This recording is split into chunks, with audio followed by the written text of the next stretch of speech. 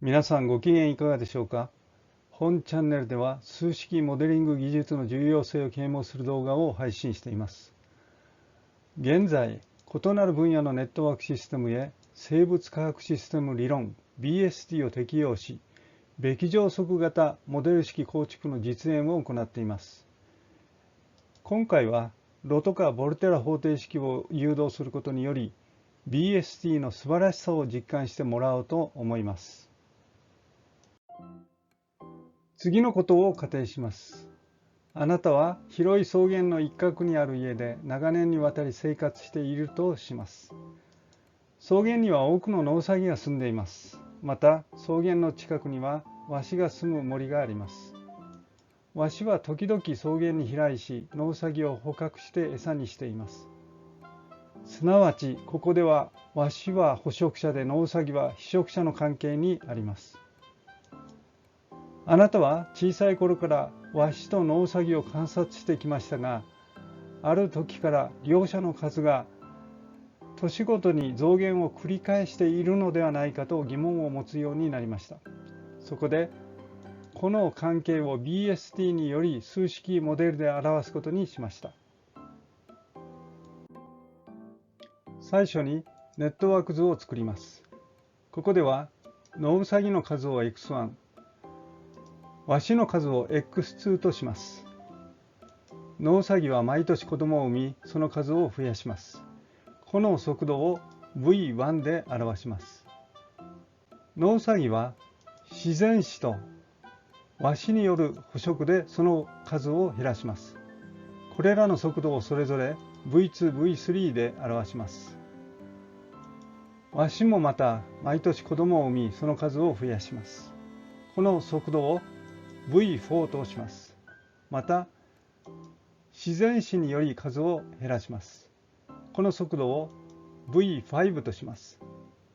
V1 はノウサギの数に比例するので X1 により正の影響を受けます。ワシの数が多いほど捕食されるノウサギの数は多くなるので V3 は X2 による正の影響を受けます。ワシはその数が多いほど多くの子供を産み、またノウサギの数が多いほどワシは生存できるようになるので V4 は X1 と X2 により正の影響を受けます。完成したネットワークへ BST を適用すると X1 と X2 の時間変化は1、2式の形で与えられます。次に1、2式中の速度乗数と反応次数に簡単な値を設定します。ここではすべてのパラメータに1の値を与えています。両式とも1回の微分方程式なので、これらが特殊解を持つにはその回数に等しい数の条件が必要です。ここでは各式に対して初期条件を1つずつ与えています。1、2式を数値計算法により解いた結果は図のようになりました。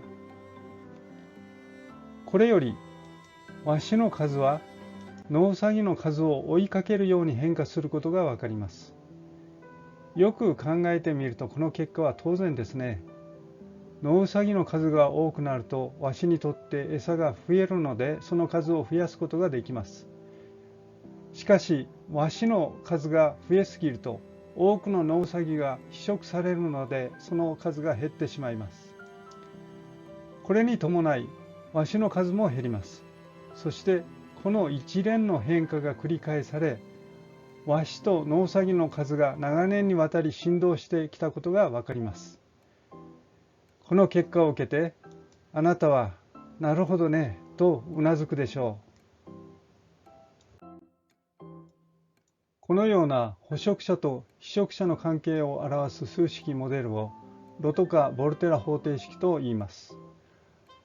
同様の関係は他の動物においても報告されています。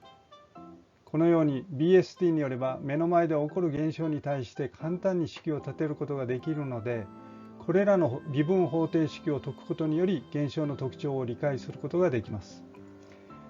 式中のパラメータを測定データから決定すれば計算結果を実際の個体数の変化に近づけることができます。本日のお話はこれで終わりです。それでは次回の動画まで。ごきげんよう。